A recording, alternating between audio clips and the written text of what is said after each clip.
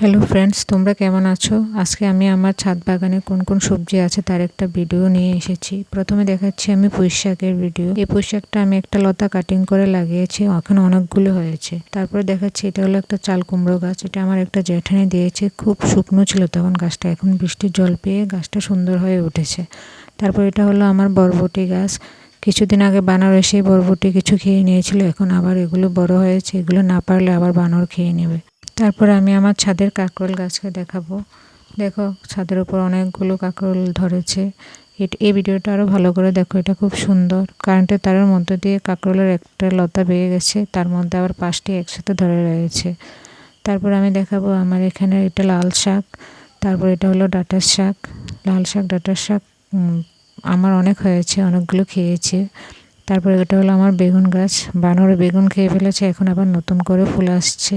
এই গাছগুলোতে অনেক বেগুন ধরে, যখনই ধরে একসাথে অনেকগুলো ধরে। তারপরে দেখো এটা আমার ঢেঁড়স গাছ। ঢেঁড়স গাছ গোড়ার দিকে আবার শাখা মুকুল বের হয়েছে, উপরের অংশটা কেটে দিতে হবে। এই ঢেঁড়স গাছগুলো কিন্তু আমি উপরের অংশটা কেটে দিয়েছিলাম, এটা গোড়ার দিক থেকে বের হয়ে আসা অগ্রমুকুল। তারপরে এটা হলো আমার ঝিঙে গাছ।